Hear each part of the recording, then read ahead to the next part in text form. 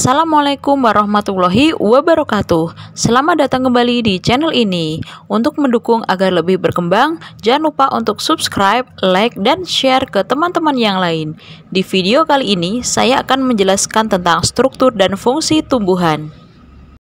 Perhatikanlah tumbuhan di samping. Di samping merupakan beberapa jenis tumbuhan yang memiliki ciri berbeda. Ada yang batangnya tinggi atau pendek, ada yang mempunyai bunga atau tidak, ada yang berdaun lebar atau panjang, dan sebagainya. Semua itu merupakan perbedaan pada struktur tumbuhan. Tumbuhan disusun oleh sel-sel yang memiliki struktur dan fungsi sama dan kemudian membentuk suatu jaringan. Jaringan tumbuhan dikelompokkan menjadi dua, yaitu jaringan meristem dan jaringan permanen. Selanjutnya, jaringan-jaringan tumbuhan yang memiliki struktur dan fungsi sama akan membentuk organ. Terdapat 3 macam organ yang utama pada tumbuhan, yaitu akar, batang, dan daun. Selain itu, ada pada tumbuhan juga memiliki organ tambahan seperti bunga, buah, maupun biji. Untuk lebih jelasnya, simak videonya sampai selesai. Jaringan pada tumbuhan dibedakan menjadi 2, yaitu jaringan meristem dan jaringan permanen. Untuk perbedaannya, jaringan meristem adalah jaringan yang aktif melakukan pembelahan, sehingga jaringan ini berperan dalam penambahan panjang akar maupun batang. Pada umumnya, jaringan meristem terdapat pada bagian ujung. Sifat jaringan meristem diantaranya memiliki dinding sel yang tipis, mengandung banyak protoplasma, sel berbentuk bulat, lonjong, ataupun poligonal, vakuola sel sangat kecil dan mungkin tidak ada. Jaringan meristem dibagi menjadi 2. Yang pertama, meristem primer, yaitu jaringan meristem yang berasal dari sel-sel embrionik. Meristem primer terdapat di daerah ujung seperti ujung akar dan ujung batang. Sedangkan meristem sekunder merupakan jaringan meristem yang berasal dari jaringan dewasa yang berubah menjadi jaringan embrional kembali, misalnya kambium dan kambium gabus. Sedangkan jaringan permanen dikatakan sebagai jaringan dewasa, yaitu jaringan yang sel-selnya sudah tidak aktif membelah dan telah mengalami diferensiasi. Jaringan permanen memiliki vakuola yang besar, sel-selnya telah mengalami penebalan dinding sesuai dengan fungsinya. Jaringan permanen meliputi jaringan epidermis, parenkim, penguat, dan pengangkut. Mari kita bahas satu persatu.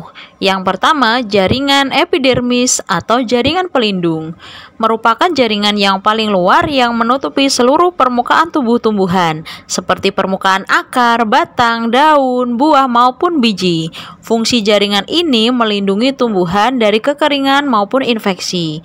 Jaringan epidermis, ciri-cirinya berbentuk seperti balok, biasanya terdiri dari satu lapisan terletak pada lapisan paling luar, tidak memiliki klorofil, kecuali jaringan epidermis yang terdapat pada sel penjaga stomata.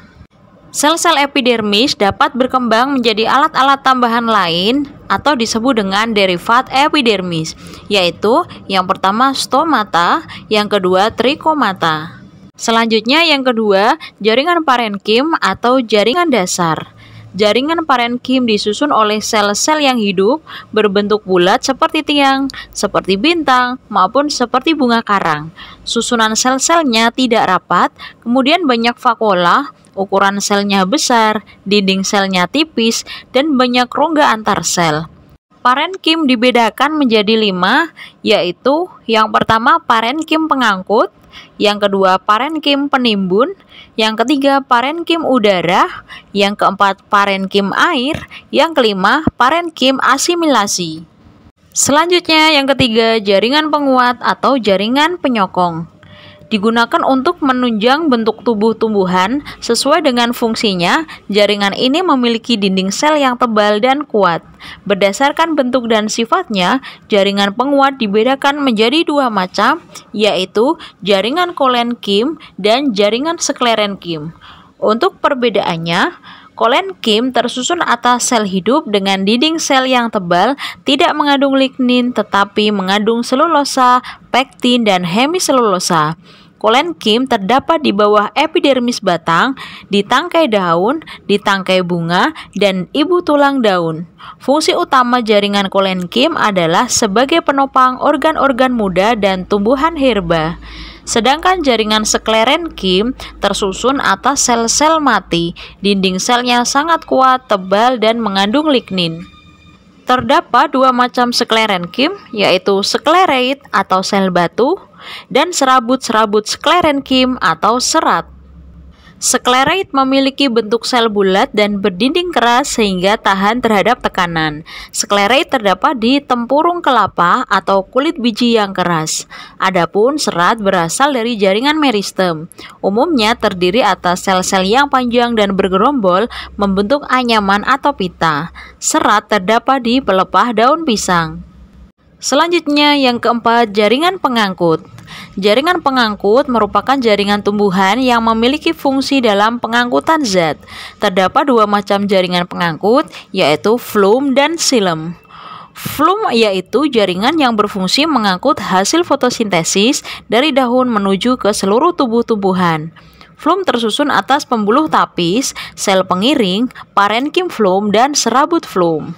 Sedangkan xilem tersusun atas sel-sel yang telah mati dengan dinding sel yang tebal dan mengandung lignin. Fungsi dari xilem adalah mengangkut air dan hara dari akar ke daun serta sebagai jaringan penguat. Xilem tersusun atas dua tipe sel, yaitu tracheid dan unsur pembuluh. Tracheid merupakan sel yang panjang dan tipis dengan ujung yang runcing. Unsur pembuluh adalah sel yang lebar dan pendek dengan ujung tidak terlalu runcing. Nah, demikian materi yang dapat saya sampaikan. Untuk materi selanjutnya kita bahas di video berikutnya. Wassalamualaikum warahmatullahi wabarakatuh.